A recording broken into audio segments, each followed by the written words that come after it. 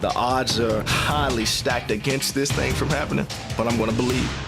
Inside the 10, Edford, he dives inside the 5-yard line. For the touchdown. Reaches to the goal line, no. Time runs up, that's it.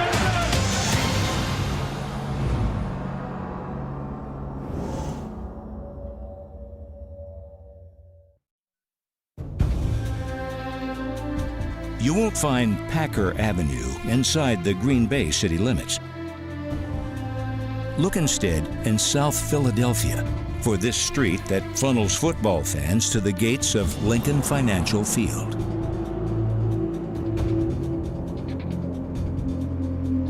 By following a similar course during the 2003 playoffs, the Green Bay Packers crossed paths with the Philadelphia Eagles. The Eagles' inaugural season in their new stadium had followed a winding road of its own, beginning with a rocky start to their schedule.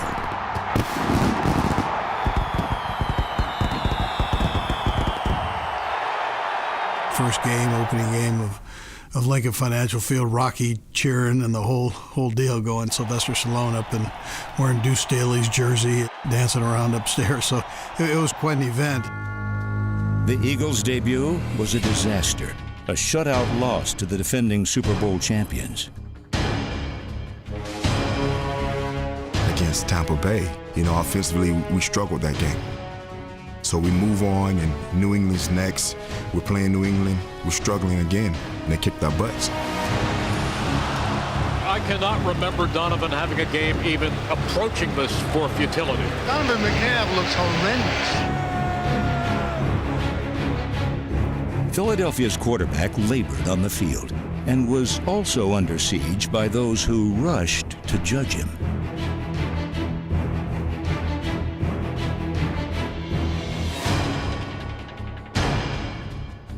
The thing that struck me about it was the way McNabb handled it. His comment kind of was, I think it's sad that we're still having this conversation now. These issues about black quarterbacks are something I thought had been resolved a long time ago. What was said was said. You guys make the decision if you feel it was racist. I'm a football player, and that was my dream. My dream was to play football, play in the NFL, and I'm going to continue to fulfill my dream. Well, I think it was just an idiotic statement. It was a statement in which there was no backing, there was no facts from what he was saying. And the fact that McNabb didn't attack Limbaugh, I thought showed remarkable maturity on his part. But the only way that he was ultimately really going to put it to rest was to go out and play well. We didn't bend to the bottom. We didn't roll ourselves out the bottom, man. Now we feel like we play like that, man. Let's do it, man. We way better than this. Well, we get a good play, we bring ourselves back. We good, man. We good.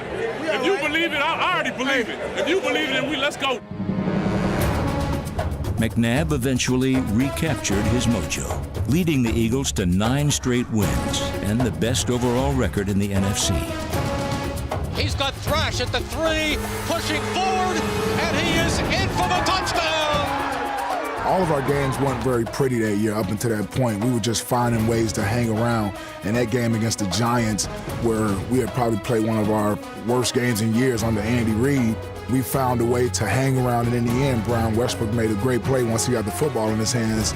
And that was a play that symbolized to us that if we continue to believe in each other, we'll find ways to win games. Brian Westbrook! He's going! He's gone! I don't believe it! Brian Westbrook has just exploded! This place is in a state of shock! The revived Eagles were high-stepping into the postseason, holding home field advantage. The Packers' journey to the playoffs was even more dramatic. Coming off back-to-back 12-win seasons, head coach Mike Sherman's squad stumbled out of the gate and at mid-year found itself on life support. Starting off 4-5 was a little choppy, but it just wasn't a consistent football team to start the season off. You still have the latter half to try to, fix things and turn things around. The most vital repairs would have to be made on Green Bay's ailing quarterback. That's the first time I ever broke a bone. All the years of football, and I never broke one. And finally, I break not only a bone, but the thumb on my throwing hand. I just figured it was a bruised thumb, and I just kept sucking it up and playing through it. I super glued this splint on my thumb and threw a couple passes. Felt very awkward, but I was able to throw. Favre battled through the injury, helped along by the NFC's most explosive ground game. The Packers ran the ball better here than they did since the glory years with Taylor and Horning in the early 60s. Amon Green, he had almost 2,000 yards. They had a great offensive line from left to right. They could run it on anybody. And Brett loved it. He had no problems with it. They were a balanced offense, and that offense was one of the best in the league. But, you know, Brett still was able to put the ball up in there and get some good yards, do what he usually does. And with the run game the way it was going that year, people defensively was like, it was a headache because that's what we gave defenses. The same could be said of the Packers' defenders. Defensive coordinator Ed Donatel was not a read and react coach. He blitzed from the moment the team got off the bus. They didn't have what I would call lights out personnel defensively, but Donatel was a very shrewd, smart defensive coordinator. They got off to a slow start that year, but they came on in the final weeks of the regular season. It was the Packer defense that really helped carry that ball club. Al Harris down the right sideline. He's going all the way. Touchdown to the north end zone.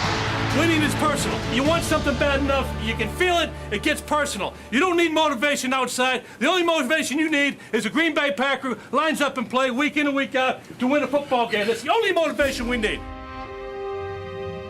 Evidence of Green Bay brotherhood was never greater than the night a grieving Brett Favre faced the Raiders after suffering a personal tragedy.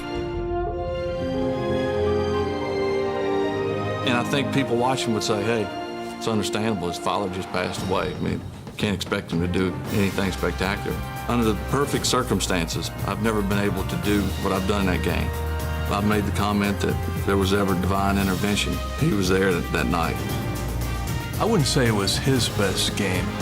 I would say it was the best game played by his teammates for him. I thought our team demonstrated that day their respect and love for him because they rose to the occasion. They made plays that I've never seen them make before. In the final week of the regular season, the Packers would need more divine intervention, plus a win over Denver, to earn a postseason berth. Sidearms right side, and it's caught. Touchdown! That is the first play, game 16, where something crazy happened and it worked out in Green Bay's favor.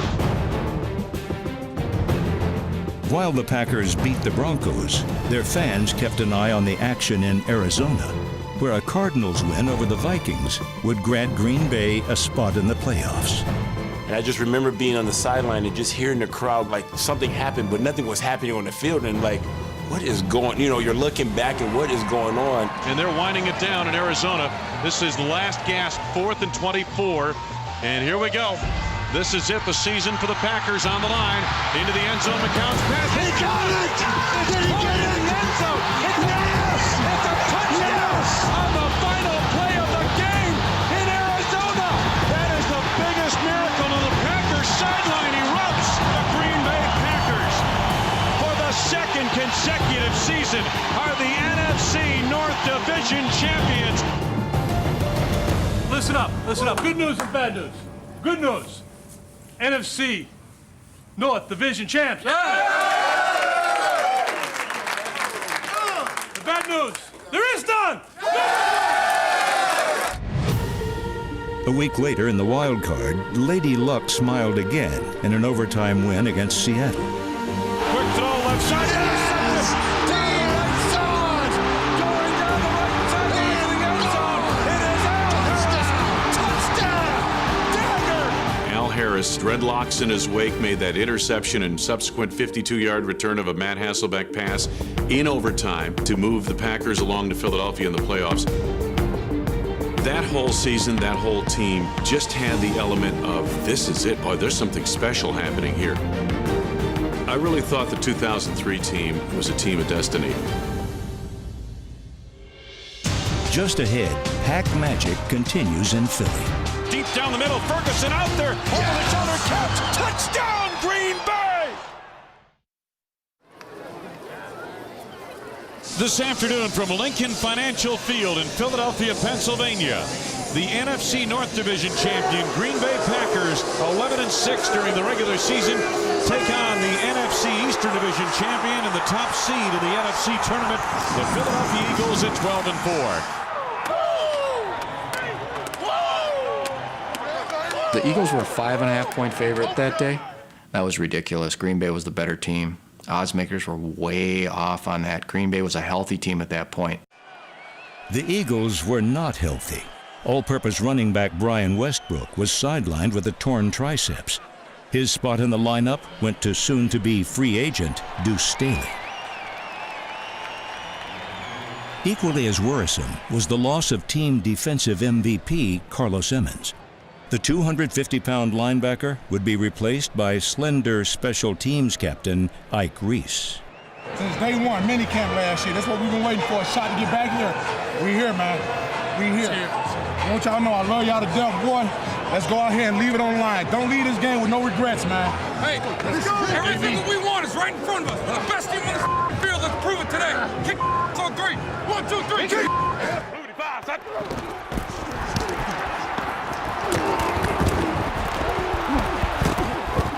We knew that Westbrook was going to be out. Their rushing attack wasn't that great. Their receivers were average. So we knew that we got up and pressed their receivers, were physical with them. We could slow them down. So we knew it all was on Donovan McNabb. He was our main focus. So it really forced McNabb to lean on some of the other players, and maybe he wasn't accustomed to doing that. So, and especially with our type of attacking style defense, it just really put them on their heels. So far, the Eagles' offense has been plummeted. And fake handoff, back to throw McNabb under pressure, being blitzed. He's hit and tripped up, fumbles the football, and it's up for grabs back near the 40-yard line.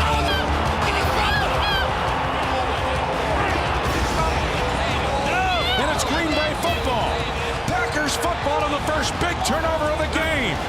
Mike McKenzie coming from all the way on the other side of the field on a blitz, a corner blitz by the Green Bay Packers. And Donovan feels the pressure right away. He's rolling the pocket to the left. McKenzie's coming from behind, and he's got that football. When he tries to get the ball with both hands, the ball slips out. Ball is on the turf. Turnovers. You've also got this gunslinger over there that's like the best quarterback in the history of the game that you know that they haven't used a lot. They put him in situational situations with play-action passes throughout the season. But you still know that this guy's an explosive player and can hit you and hurt you at any time during the game.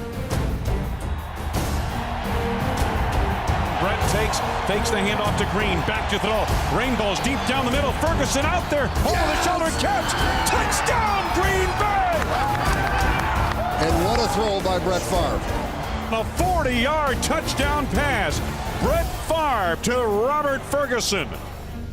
We had some great opportunities because Troy Vincent was out of the game. Sheldon Brown was in, a younger cornerback, not as experienced and not as aggressive as some of our bigger, more powerful receivers. We had a one-on-one opportunity with Robert Ferguson. Brett realized it was cake at this point. He took his chance. It was a classic Brett Favre moment. To me, the thumb, for me, and everybody's different, but that's the most important finger for me throwing. Because that's where I put all my pressure on the ball, is with my thumb. Even though I had a splint on it, it restricted the movement. Every time I squeezed the ball, it hurt. But it was bearable. Had it not been bearable, I couldn't have played. That's the way you make it. Hey, that's the way you make it. What I've been telling you. You do that practice all the time. You know that about time. Nice job. He jumped early until you hit it. Sweet. That was sweet. I knew it, dog. I just knew it. They trying to double me. Y'all eagle. It's alive, dog. That's all day. Anytime he sees the man over there, you gotta attack that. It was time for McNabb to take matters into his own hands and feet. First and 10 Eagles, still looking for their first down. McNabb back. McNabb steps up. He gets away from one man across the middle of the field. He's running 50, 45, 40. Cut to his right at the 35, 30. McNabb all the way down to the Packers 15. When the coverage is, you got man on the outsides, and you understand that everybody for safeties are back off 15, 20 yards down the field. And so there's a big lane, there's a big hole. And Donovan did a great job of taking advantage of that. If I didn't see anything open, I would just kind of use my legs to pick up yards if I possibly could. I think it was trying to be smart with the ball instead of trying to force it. We had been playing an aggressive team, so if I felt confident that I could pick up the first down with my legs, I would do that. It looked like a promising drive, but appearances can be deceiving. McNabb back again. He is firing over the middle. Diving reception made by Freddie Mitchell. I tell you what, that kid will make plays for you. And they're going to hold the challenge as to whether or not the ball was caught cleanly by Freddie Mitchell. They should have automatically knew if it was Fred X, it was a ball, it was a caught ball, you know. And I can't believe that it was overturned, because it's like it has to be like 100%. They can tell that. The replay confirmed Mitchell did not make the catch, and the call was reversed. Philadelphia's fortunes then went from bad to worse. Assuming everything is clean in the exchange, this should be a chip shot for David Akers. 32-yard attempt. The kick is away, and it's no good. It's no good. It's wide left. He makes that one 99 out of 100. The Eagles had squandered their scoring opportunity. Ahman Green and the Packers were just getting started. And Brett trips as he takes the snap, hands it off to Green off the right side. He's got a running room right sideline. To the 45, 50, 45, 40. Colored out of bounds. Inside the Philadelphia 40. Favre tripped after he took the snap, but alertly tossed the ball to Ahman Green. 26-yard gain on a play that began in stumbling fashion. In a play the Packers have run 8,000 times this season. It was the classic counter gap. A lot of the run game helped out the pass game because we were so effective converting third downs. Having the ball run on first down and second down be 2nd and 2, or 2nd and 5. Offensive coordinator could do a lot with that. 3rd and 4 for Green Bay. And Favre takes, pump fakes once, launches the left side of the end zone. Leaping attempt is made, and it's Robert Ferguson. Touchdown! Robert Ferguson again with a touchdown pass from Brett Favre. Leaped into the air over Sheldon Brown, and the Packers have a 2-touchdown lead. That's the type of quarterback Brett is. He's going to gamble. He's going to take shots. He's going to put the ball up in the air to see if his receiver can make plays. And on those particular throws, he put him in good positions for his receiver to be able to find it and bring the ball down.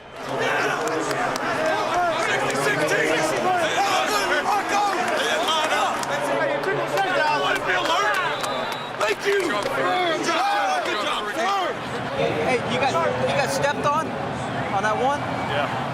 When I was falling, I said, I know I can't hand it, so I got to be sure I don't just surprise him.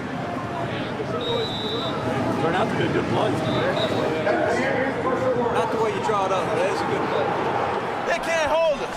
They can't hold us. We want to run. When we run, we're going to pass. They can't hold us. Hey, you remember when Rocky fought Mr. T the first time? How Mr. T whipped it? They getting whooped. Right now, a shocked crowd is saying, oh no, not again. What we have seen so far is not encouraging as the Packers have mounted a 2-touchdown lead. Coming up, the Eagles face their biggest challenge. What occurs on this next play could turn out to decide the game. So those are the type of things that I was just saying to guys, for us to just calm down and play ball. Okay, they got their 14 points. Congratulations. Let's play ball. When your back's against the wall, you're going to do whatever. And that's basically what Philly did. The coaching staff down to the players, their back's against the wall, and they're at their field at home, and they can't, they ain't going to want to lose. Well, we'd already been there. We had built that foundation. We knew what it was like to be down, so I had a team there that was relentless. I mean, they didn't care. They were just going to keep fighting.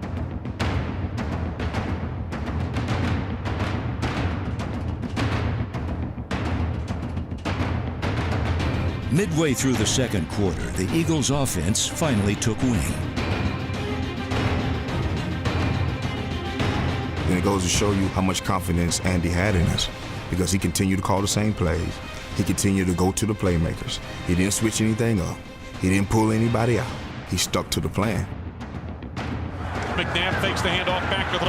Lofts it deep down the left side. Pinkston out there over the shoulder. Fingertip catch. 45-yard pass play. Beautiful pitch and catch.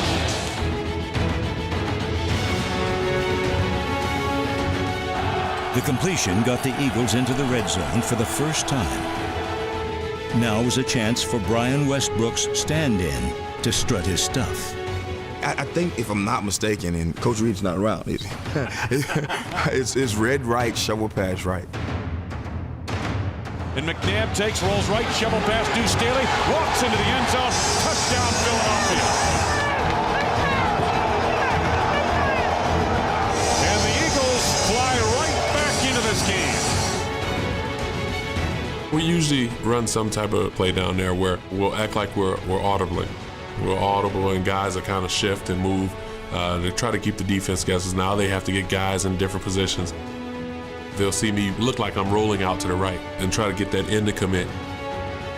We'll have an offensive guard kind of pull underneath to try to pick up an outside linebacker, and the running back follows behind him. That's motivation for us. The crowd is back in it, because for a time there, the crowd was lost. You know, they were silent, they were quiet, they were wondering what was going on. With 6.5 minutes remaining in the first half, and there is some life at the link. I would say the game is on now. I can't help but think this thing's going to go down to the wire. Any Packers response was going to be calculated and methodical. Brett Favre's injury saw to that. Brett's thumb definitely changed our game plan on how we wanted to attack, because when the ball slips out of your hand with a bad thumb, that ball can go anyway, and those turn into turnovers. So we wanted to control the game, control the tempo through our running game, and let Brett make safe passes. Favre was completing low-risk throws to complement Green Bay's sledgehammer ground game.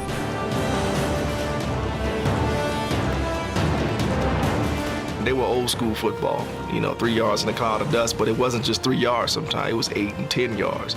They was gashing people, so they were committed to that running attack. I think we were probably averaging at one point in time 10 yards a carry, close to 10 yards a carry against the Philly defense.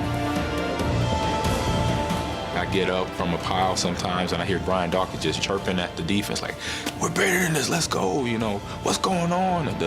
So, I'm almost in agreement with him, because it just didn't seem that it would be this easy picking up yards in a playoff game. Breaks through. He's to the 30, right sideline, to the 25, 20, to the 15, to the 10. Ripped out of bounds on the near side. 34-yard burst to Mon Green, and the Packers are at the doorstep.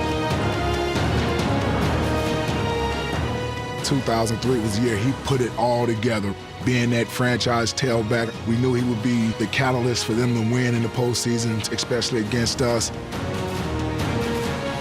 He was a Mon Green that year. For that game, I don't think anything we did really slowed him down. With little more than 3 minutes before halftime, the Packers were a touchdown away from seizing control of the game. Now the Packers first down and goal to go. 4-yard line of Philadelphia. Barr back to throw. Looks, lofts, right side of the end zone. Diving attempt made. It's incomplete. Everybody in tight. To give to Najee Davenport, who takes it down inside the 1, where it will be 3rd and goal for the Packers.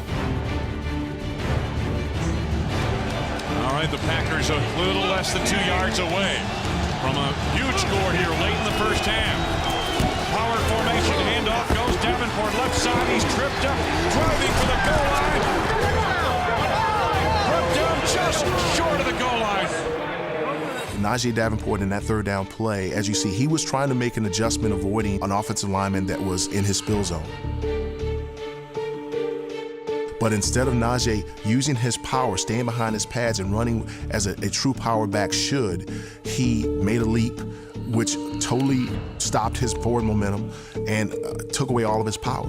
Once he does that, he becomes an average tailback and allows him to be brought down by one player. And I think Mike Sherman's going to go for it here. You can look back at what occurs on this next play could turn out to decide the game. You're down there on the road. I think everybody was expecting to see the field goal team come on the field. I know I was. I just felt playoff game in Philadelphia. When are we going to be able to get down in this field position again? That you got to go for it. Mike Sherman has said you've got to be aggressive in the postseason. They face fourth down, less than a yard to go. It's the length of 2 footballs. The Eagles defense, can they stop the Packers right here? Here's the handoff. Green tripped up, dives, goal line. Did he make it? They say no. The Eagles have held. They stopped them again. They have stopped them with a great goal line stand. Ahman Green comes up short, and Philadelphia will take over at the 1. To stop him, that energy boost running off the field, the defense running off the field with our hands raised up, the offense coming on the field, giving us high fives and whatnot. That's tremendous transfer of energy and the momentum back to our favor. That play didn't work because Mark Tauscher missed his block on the goal line end of the first half. And Larry Bechtel, the offensive line coach, he said Tauscher makes that block 9 times out of 10. If Mark Tauscher, and I'm not putting all the blame on him, but if he had fired off, the gaping hole that we would have seen would have been enough to drive a truck through. Tauscher did not fire out of his stance for that run play. He actually treated it as a pass play with a wide stance and with no power towards the goal line, which allowed Corey Simon to go underneath him, penetrating our backfield, forcing our pulling guard Mark Wall to go wide and slip. Ahman Green is at that point bounced wider because he's seen penetration, and once a running back sees penetration, he's got to look for the best open gap. And that was the one, our Achilles heel with that power game, well, with the power run play, that one in particular. If pursuit came and shot the gap at the right time, that play was dead in the water.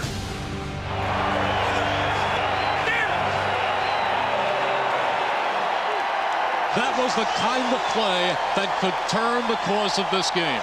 And that's the kind of decision that gets a coach second-guessed.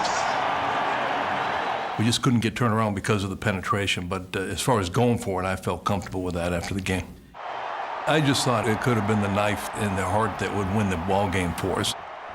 They go in at halftime, and Mike makes an impassioned plea to his team, and at one point he points to the offensive line and he says to them in defiant fashion, he says, listen, if we face 4th and 1 again, we're going for it, and we're going to ride you guys all the way to the Super Bowl. Next, the saga of First Down Freddy.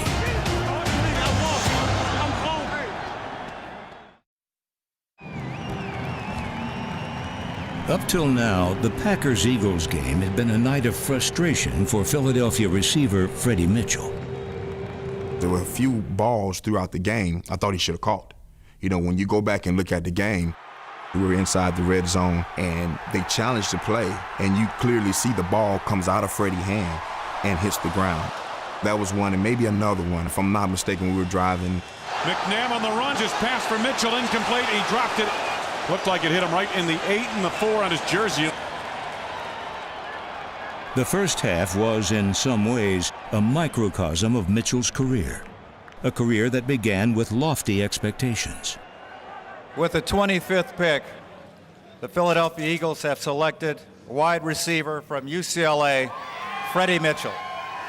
The day they drafted him, when they made him a first-round draft choice, that was surprising because everybody knew what his personality was. They knew he was a guy that had pretty good ego, that fancied himself a bit of a star and a showman. We're in the embryonic stages of success right now. You haven't seen the best of us yet. Wow, that was beautiful. The embryonic stages of success. I came from UCLA, so big words. Education first, Freddie, from the time he stepped in here, was a flamboyant personality. He was He was FedEx or whatever he named himself, so he's a good kid and a lot of fun to be around. You know, he was a good teammate. When he came to work and he was ready to go, you know, he was ready to work. And he came with a lot of extra stuff, too. Watch out, Freddie's about to score right here. I'm going to score. Freddie's about to score. We got Ty about to score. We just wanted to see him be the person that he was portraying himself to be when he first came in. I was a first-round draft pick. I got picked before Chad Ochocinco. I got picked before Reggie Wayne. You know, I got picked before Steve Smith. You know, I got picked before all them guys. But the Eagles' offense was predicated on not having one Pro Bowl receiver, but having a championship team and not singling out one guy to pad his stats. Freddie's initial output was underwhelming, so the Eagles traded for veteran receiver Antonio Freeman, number 86, to be his tutor. My job in 2002 was to prepare Freddie Mitchell to play the slot position. That's what Andy Reid brought me in for, is to come in and mentor his young receivers so that they can be better and more confident. Freddie was very boastful. He would say anything, and he was very cocky in a sense. And a lot of guys on that football team, particularly the veterans, they didn't like that because they want to see you perform and produce on the field before they see that cockiness. If you draft a wide receiver in the first round, you expect that he's going to be a star, and he's going to be a guy that's going to come in and have an impact. And for the most part, Freddie wasn't that kind of player. He didn't have that kind of talent, and it wasn't because he didn't try. It wasn't because he loafed or he was lazy or he took the money and just laid down. He just wasn't that good. Average size, average speed. I mean, probably shouldn't have been a first-round draft choice. So it was a tough situation for Freddie throughout his career in Philly, but he made a lot of plays for us throughout the seasons that he played. And, you know, I'm sure if you ask Freddie, he'll tell you about it himself. So he'll remember every play that he made to talk about it. The thing that Freddie did have is his hands. He can catch the rock. I mean, if the ball is thrown in his area, he's going to catch the rock. He's going to come down with it, even in traffic. This third down, moving the chains, he was definitely one of those guys that we counted on to work the middle of the field. The one thing from the time he stepped in here was during tough times, Donovan trusted him. From day one, he could run the wrong route. He could run the wrong route and Donovan was still going to hit him. It was a crazy deal from the time he was a pup. You know, I had no doubt Donovan was going to go there if it was a situation that they presented to us. I hated being the security blanket, though. Unfortunately, teams don't pay you on security blankets. You know, they pay you on how many catches, how many yards, and stuff like that. Mitchell possessed almost as many nicknames as he had pass receptions. First down, Freddie, you all right? Hey. Boy, you done took some licks today. Hey. I've got a lot of nicknames, and they're not self-proclaimed at all. There was a local radio station actually had a whole day of saying we need to give Freddie Mitchell a nickname. Some of the nicknames are Fred X, that's one of the more famous ones. The People's Champ, got Hollywood, First Down Freddie, Fast Freddie, Sultan of the Slot. That's about it. I think that's about it. That's a lot. Yeah. In the second half, the man with multiple names would make a single play that would change this game and cement his legacy. That's what I play for. Play to win the game, baby. It's gonna be good. Coming up, a McNabbulous scoring drive. The Packers have had no answer for McNabb's scrambles up the middle.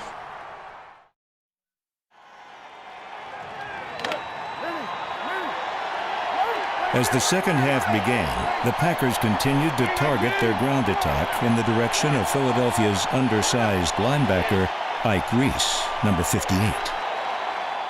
I felt like they were kicking my ass all day. I mean, that's what they were basically doing.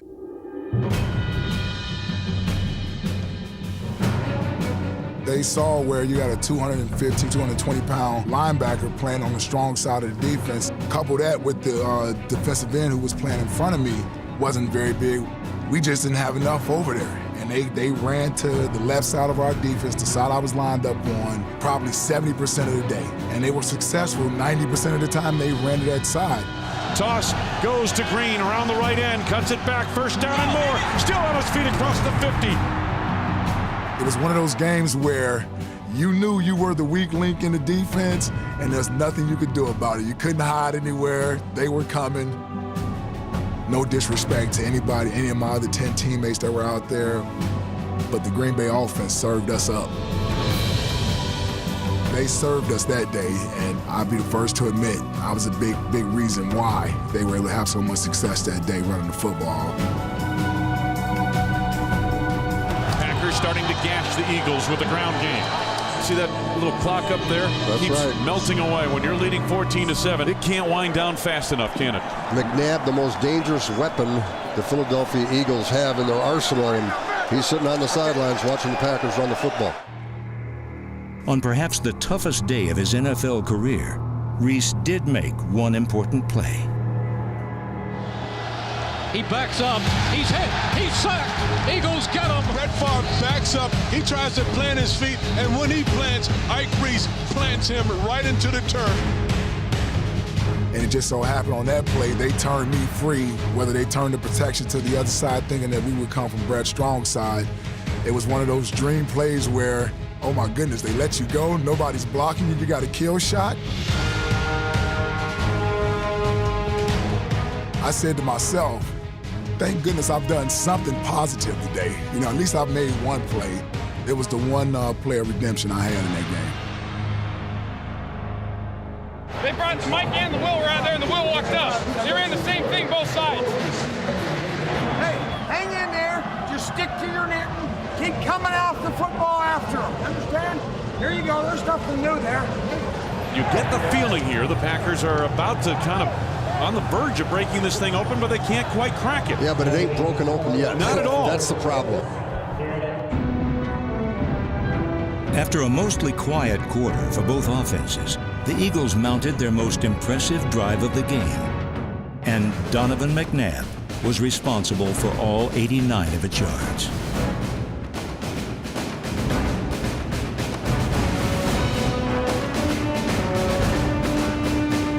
I didn't go in saying that Donovan was going to run X number of times.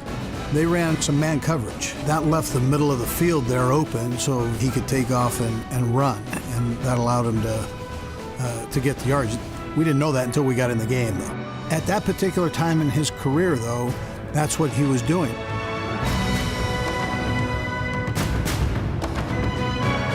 Kind of hard to prepare for a quarterback running out of the backfield when we're covering all the receivers and all the tight ends and stuff like that. And then he comes out of there. I think that he just started to move in that second half. Throughout the course of the game, you're going to get into a rhythm. How long you stay in that rhythm is important, I think. And in tough situations like that, you pick up one first down, you pick up another first down. Now the confidence level begins to rise. And in that situation, I just felt at ease that no matter what play that we were going to call, we were going to be very effective.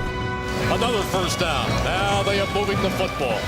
They weren't consistent throughout that game, but they were in the playoffs, so they're a good enough team and they could make plays. And I think that drive, whether we had a couple lapses in coverage, which allowed them to convert some third downs and keep their drives going, they just made some plays that drive and it clicked for them on that series. Donovan, he's rolling, he's running, he's got the first down at the 25, he's at the 20, he cuts back at the 15, he's down to the 11. In a series of spectacular plays, Donovan saved the best for last. McNabb looks right, he pumps, he looks, he is starting to dash, and he is screened in and still rolling. He's looking, fires, and it is complete for a touchdown just inside the pylon to Todd Pinkston. An unbelievable play by Donovan McNabb. Donovan McNabb should have been sacked in the backfield, but he escapes like Houdini once again. Kabir, one shot. Clenius Hunt, another shot. You're not going to cover downfield forever. And that was a brilliant play by Donovan McNabb.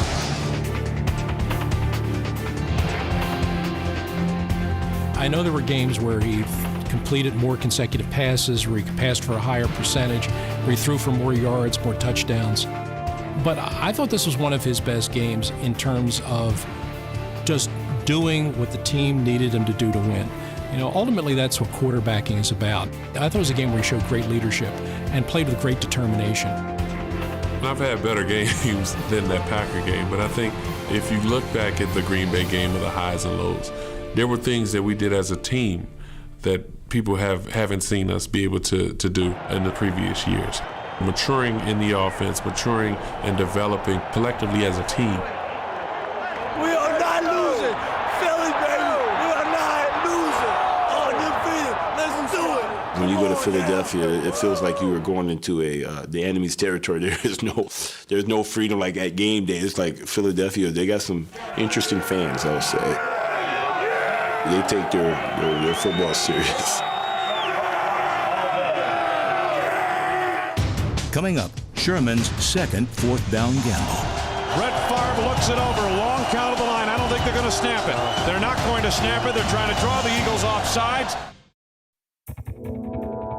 Donovan McNabb was piling up significant numbers against the Packers. He set an NFL playoff record with 107 rushing yards by a quarterback. But Green Bay also sacked him 8 times. They did a great job of just disguising their blitz. In the playoff game, they were more effective coming from the corner situation on the outside. I think anytime that you play a team, you want to show them something different. They brought a lot of different stunts. They created a lot of pressure up the middle. What they did was they collapsed the pocket. And they would be right there in McNabb's face. Our strategy was try to blitz, and more blitz. Because you want to try to get to McNabb, not let him get the ball in his hands and make plays. And the way to do that was just all-out blitz, and we did a lot of those in that game. That's why we had 8 sacks. That's Packer defense. That's Packer defense. We had a blitz called a thriller blitz. And actually, we used to like Ed Donatel having to show the sign because he had to do the Michael Jackson thriller walk. that was the signal for us. All right, they're trying to influence you out.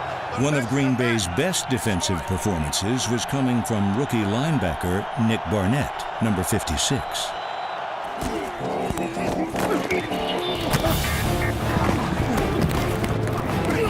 One of the plays I do remember, it was early, was flowing on the run play, and I remember hitting the running back and just felt like it hit a golf ball, boom, smacked him.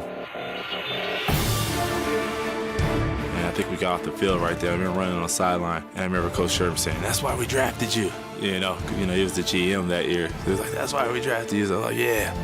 Felt pretty good that play. Barnett's luck would eventually turn. Also about to change was Brett Favre's play it safe passing approach. Deep drop far, going deep down the middle. Walker's out there. The pass hangs up. Walker leaping grab. Sensational catch. Javon Walker took it away from Bobby Taylor. And that's something we were going into the game. We were going to take shots down the field with our receivers off of play action. They were very aggressive with their safeties. We thought we could get a one-on-one outside and allow us that opportunity. On that particular play, however, he threw it up and Javon had coverage. There were a couple guys there and he pulled it away. Favre knew. He had tremendous confidence in himself. He had confidence in his receivers as well. He believed that Javon Walker would go up and make a play for him. Favre would go back to Walker later, but for now, the high-risk throw set up the go-ahead points. 21-yard field goal attempt by Ryan Longwell to give the Packers the lead. Here's the snap. Placement made, the kick up to the uprights, and it is good. All right, guys, that's it. The Packers' plan for the rest of the game was simple. Drain the clock with running plays from Amon Green. Big thank you for all the guys that'll see this, offensive linemen. Thank you, because they kept a lot of heat on their back, running through the holes. Green Bay had the best running game in the league. They had their best running game since the glory years here. And they took the ball over inside their own 10, and they ran the ball 9 plays out of 10, and they reached the Eagle 45, 2.5 minutes left. It's 4th and just under a yard. I had the binoculars on that Eagle front 7 during that timeout. Guys were taking a knee. Guys had their helmets off. They looked defeated. We had driven the ball down the field. We got the 4th and 1. From my vision, I thought it was a long one as opposed to a short one. While I was debating whether to go for it or not, they had sent another defensive lineman on the field. And they were basically going to play what I call a 6-2 tight, which is pretty similar to the defense they played down on the goal line. What do you think? If it was me, I'd go for it. Yeah. Because you got a chance to almost ice it. They had rushed for almost 200 yards probably that day. And to get 1 yard wouldn't have been I don't think there would have been much resistance there. 3 minutes away from going to that big game. We're getting early in the game, but we're going to make up for it right now. We're getting this first down right here. Go get this one, man. Let's see what Mike Sherman decides to do here. He's going for it, it looks like. Yep. Coach had promised us we were going to put the ball on the ground and we were going to run. We figured he's going to call the play. He's going to allow us to run the ball. The call comes in, and we're not going for it. Brett Favre looks it over. Long count of the line. I don't think they're going to snap it. They're not going to snap it. They're trying to draw the Eagles off sides. I was hoping that they were trying to just draw us off sides. I was hoping that they didn't run the ball on 4th and 1 because we wouldn't have stopped them. Favre steps back. Still no snap. The Eagles held their ground. Delay a game, Packers. And the punting unit will come on now. I felt like if we could pin them down in their end zone, our defense would hold up because we had played pretty well. We'd sacked them a number of times in that ball game. I would definitely say that the fact that we didn't get the one previous probably played a part in the decision, and maybe it shouldn't have. Not going for it on 4th down and giving our offense the ball back because Donovan and that offense has started to have a little bit of success moving the football, I thought was a very, very crucial mistake for the Green Bay offense. Just ahead, Fred X delivers. Donovan looked at me and he said, you know, you ready? I looked at him straight in the face. I said, I've been ready all game. Get on the defense back. Get on the defense back. It's on us. Who want to make a play right here? Who want to make a play? Let's go. Let's go. We need some crowd noise. Up till now, most of Freddie Mitchell's action had been as sideline cheerleader. Philadelphia's ball carriers had been almost as underused. Approaching the 2-minute mark of the 4th quarter, only 10 scripted running plays had been called. We've been throwing the ball, and the running game itself did not exist. So as far as any respect for a running game, they didn't have it for us. Well, we took advantage of that, and we were able to get positive yardage. Off the left side, he's got running room across the 30, up to the 35, to the 40, to the 42. What a start for the Philadelphia Eagles. 22-yard run to match the number on the back of Deuce Staley. Staley's run got the Eagles near midfield at the 2-minute warning. But then a flurry of Packer blitzes put Philadelphia in the deepest of holes. McNabb under center. He's back. He steps up. He's being chased. He's being grabbed. Throws the football away. And they're going to call a sack. They're calling a sack back inside the 30-yard line. Ed Hockley whistled the play dead as McNabb tried to throw it away. 3rd down and long. Back to throw. McNabb steps up under pressure again. Heaves to the middle, and it's incomplete. Overshot Chad Lewis in traffic across the 45-yard line of Green Bay. Boy, Ed Donatell has gambled, and his gambles have paid off here in this 4th quarter. It was 4th and 26. Ed Donatell, defense coordinator, asked me, do you want to go after him or do you want to play coverage? And I said I wanted to play coverage. My concern was that they would max protect and block it up, and then we get one-on-one outside. That would be a disadvantage for us. There wasn't a whole lot of time for lobbying. I mean, he asked me what I wanted. I was head coach, and I told him what I wanted, so he did what I asked him to do. And so that's on me. If you ask me, you got to do what got you there. I look at the corners, and they kind of gave me a look like, you know what? We done blitzed the last 3 times and pushed them into 4th 26. Let's go after them again. But, yeah, we kind of shook our heads a little bit and kind of looked around like, what are we doing? You know, get it. Throw it to me. I want it. I'm hungry. It was a 3-man route, really. It was 74 double go is what it was. Freddie was the inside slot receiver. And then you've just got to hope that there's a seam in there somewhere that you can utilize. But there are not a lot of plays for that, no. 1:12 remaining, and the Eagles' season may very well hinge on this very next play. This could be it. I'm thinking that, okay, I'm going to believe. I'm going to believe this thing is going to happen, period. I know the odds are highly stacked against this thing from happening, but I'm going to believe it.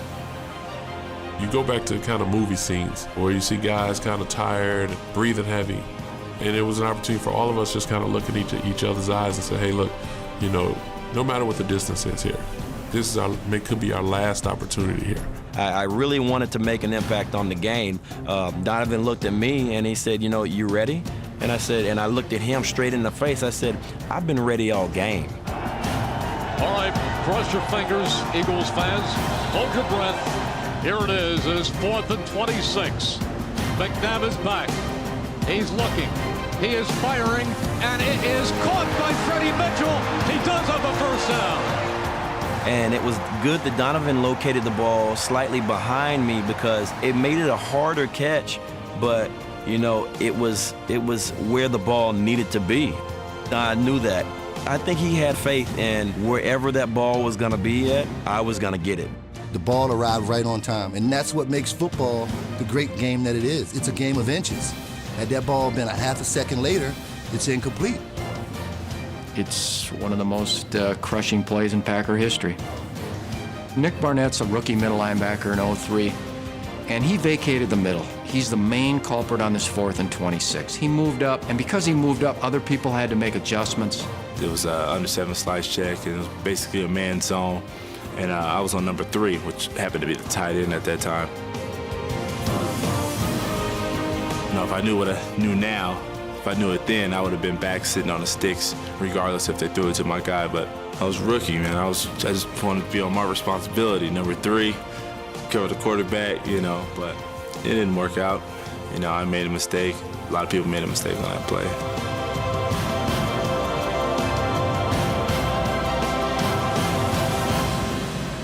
We never had anybody with any depth on the second level. We had our safeties over the top, but we needed to get those linebackers back, and we didn't execute the play very well. We make the play, and now we're moving. So if Freddie does his little thing, well, I'm thinking of the next play. That's the attitude you have at that particular moment. To sit back and go, hey, we made it. Yeah, there's no time to celebrate. Freddie did the celebration. Everybody else was getting ready to go score a touchdown.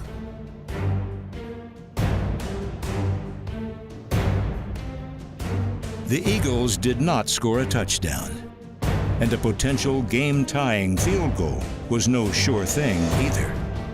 I think it's imperative for us to think about what Akers was going through, because you got to remember he missed a chip shot, you know, in that game.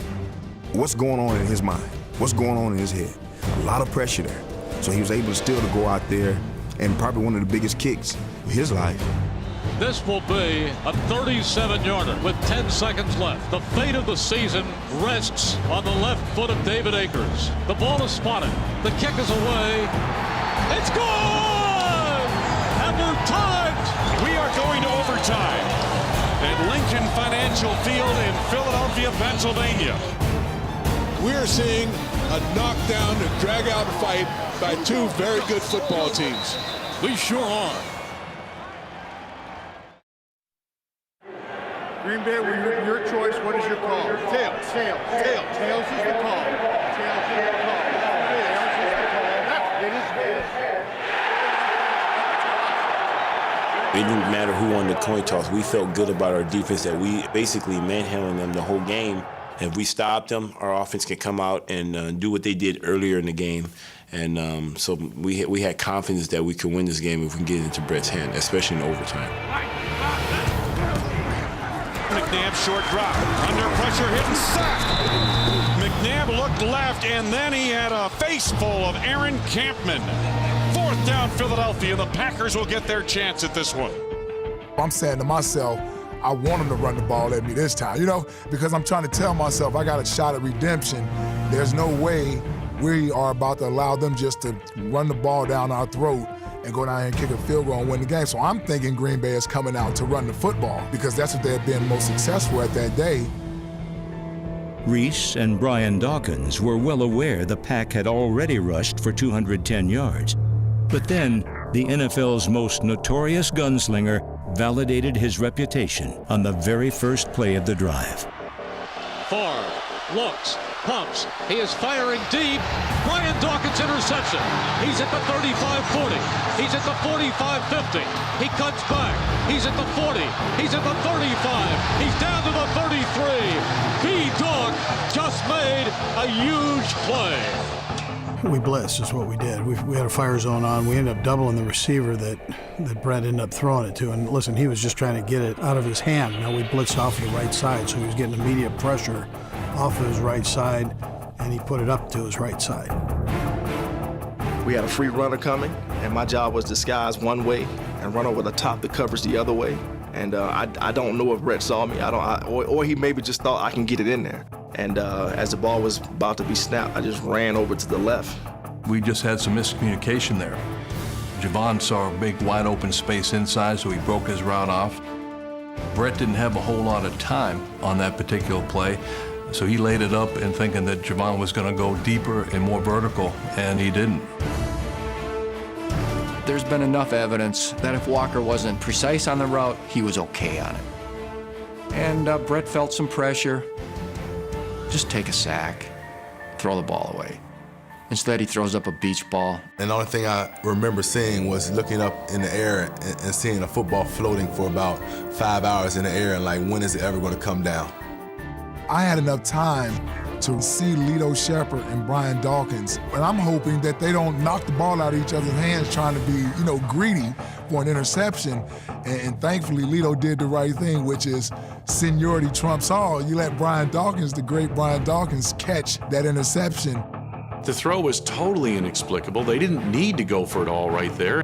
I somehow wonder if it may have harkened back to that Monday night game in Oakland weeks before. After Brett's father had passed away, he threw some bombs, just kind of threw it up for grabs, and his receivers made one big play after another.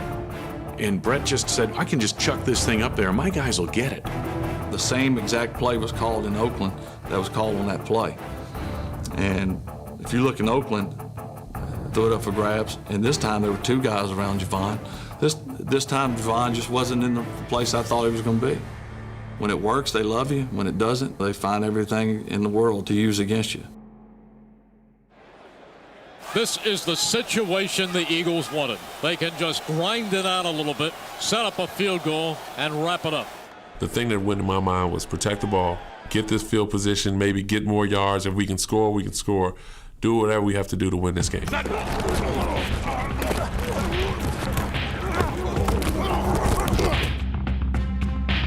After a series of small but effective gains, Deuce Staley came through with another critical play. Do they go to Deuce right here? They do. Deuce breaks one tackle, cuts to the outside, still running, across the 20, across the 15, down to the 14. He is unbelievable. He would not be stopped. So hard to bring down Deuce Staley. Such great balance. He runs so hard, and you never see the back of his jersey dirty because he's always falling forward. Now, it'll be 3rd down and 1. And I think, Mike, what they ought to do is just run to the center of the field and then bring in David Akers. McNabb takes it straight ahead himself, and Donovan McNabb is just short of the first down, it looks like. Hey, so much for the middle of the field. Huh? Hey, go to the middle, baby. So much right here. And now they'll bring in the field goal unit.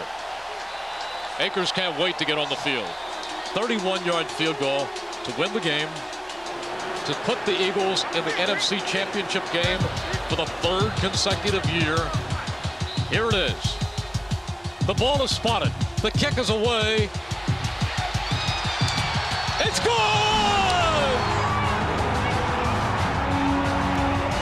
David Akers kicks the field goal to sink the team of Destiny. So Destiny's new darling, the Eagles, advance to the NFC Championship game.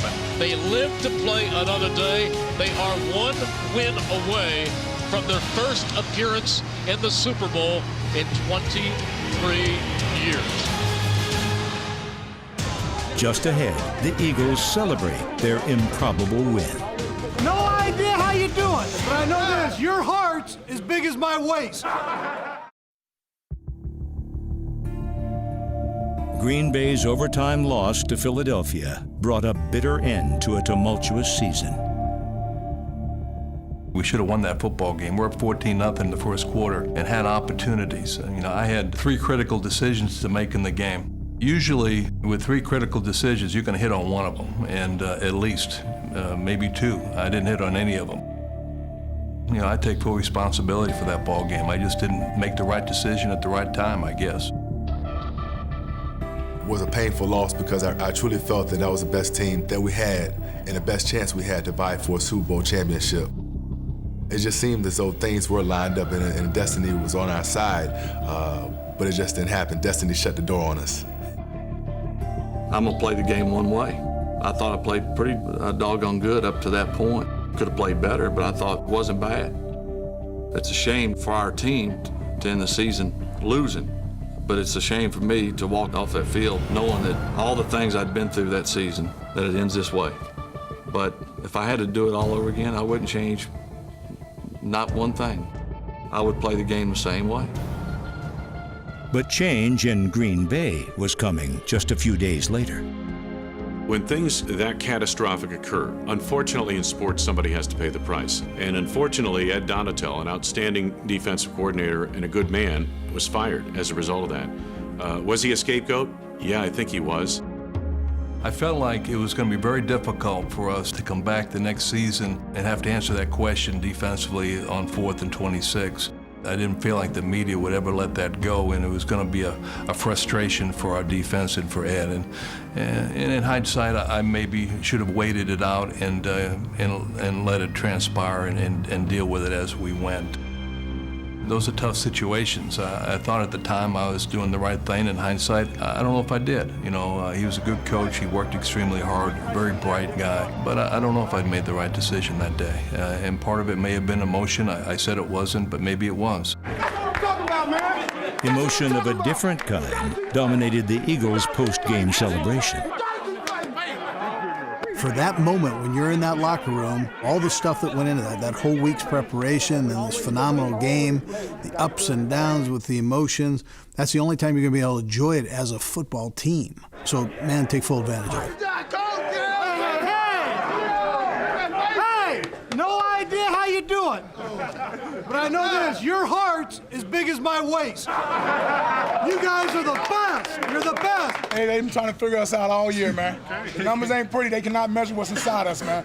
Keep doing what we're doing now. 3rd time's a charm. Let's get this thing next week. After you win that sort of game versus Green Bay, you almost think like the angels are walking with you. It's our year. There's nothing that, can keep us from our destiny. Good work, baby. I learned. You want to be a soldier, follow one. It really didn't sink in until actually the next team meeting. There was like an interruption, like a knock on the door. They come in, and it's a FedEx guy. And the FedEx guy is like, I have a special delivery for Freddie Mitchell. I looked at it and it said, FedEx delivers 4th and 26. Thanks. And Coach Reed was like, Fred, we just want to say thank you for delivering there. FedEx delivers again. That meant more to me than any of the TV accolades and stuff like that because it was my team. That was kind of neat for them to do that. The euphoria faded the following week when the Eagles made their 3rd consecutive appearance in the NFC title game. It ended just like all the others. When you have a game like Green Bay, it's kind of hard to get it back for the next week. And I think that's just what happened. Everybody just left everything for that game. Everybody left it all on the field. We just didn't come back ourselves for Carolina. We weren't executing the way we should have. Picked off by Ricky Manning. Ricky Manning coming back the other way. Manning had 3 interceptions or whatever. And then I got hit and I just felt like my ribs was cracked. I had trouble breathing. It bothered me because I felt like I couldn't do anything at that particular time to help us win. And to lose for a 3rd straight year at home, it was tough. Put a seed in the back of your mind that this thing is just not meant to be. We're meant to always be left at the altar, not getting a chance to go to the big game. Next, the impact of 4th and 26. That one play has been an albatross for me. That's one I will always look at as a missed opportunity. This 4th and 26, I don't know if you get over it.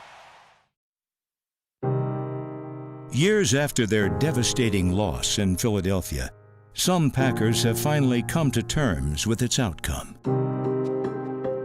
You know, we were the better team. We had the game lined up for us in our grasp, and we let it go. And it's very disappointing, and it's a tough pill to swallow, but you have to do it. Positive thing is that no matter what happens in life, you can always bounce back. You think that, you know, losing a game like the Philadelphia Eagles, 4th and 26, that you're gonna die. You know, it feels like you're gonna die, but you know that, you know something, life goes on. You learn to persevere. But others, like Mike Sherman, are still haunted by the memories.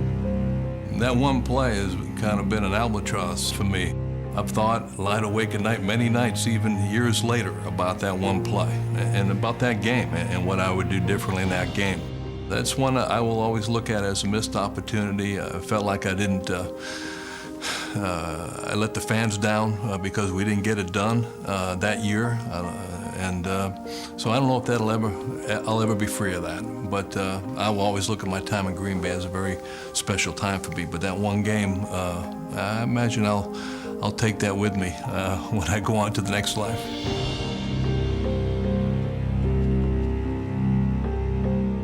I do think that particular game was the beginning of the end for Mike Sherman. It just took all the air out of the balloon, and I think it took a long time for that team to recover. If I'm not mistaken, the next season they came out and lost their first 4 games. So it was something that stayed with this organization, with this team for quite some time. In Green Bay, you get a certain time to get to the Super Bowl, and anything less than that is considered a failure. And it just slowly, it moved him out of there. When they hired the new GM, I think it kind of changed the dynamic of his team. It kind of changed the dynamic of his coaching ability here. At the end of the 2005 season, Sherman was dismissed by the Packers and replaced by Mike McCarthy. Let's go on the hub. No walking around. Get going. Let's go. Pick it up, pick it up, pick it up. After 2 seasons with Brett Favre as his quarterback, McCarthy turned matters over to Aaron Rodgers. Within 3 years, Green Bay returned to the Super Bowl for the first time in more than a decade and brought the Lombardi Trophy back to Titletown. The Eagles thought they would win a Super Bowl in 2004 after bolstering their receiving corps with the acquisition of free agent Terrell Owens. Getting in a playoff situation where, you know, we just needed 1 or 2 more pieces to get over that hump. And then going into that 2004 season, obviously adding T.O., we knew that this could possibly be the team. We knew that if we all stay healthy and do what we need to do, we can accomplish great things. Owens' good health lasted until the 15th week of the season. But when T.O. was KO'd with a leg injury, the Eagles turned once again to Freddie Mitchell for more playoff miracles.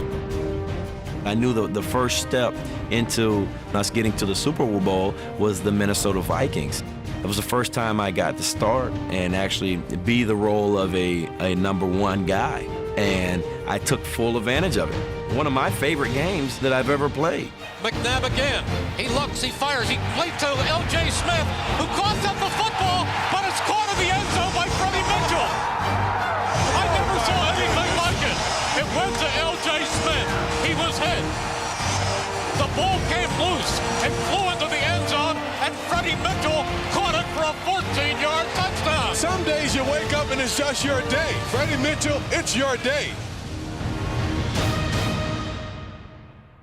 Unfortunately, this would be Mitchell's last hurrah. After a disappointing performance in Philadelphia's Super Bowl loss to the Patriots, the Eagles shipped Fred X out of town.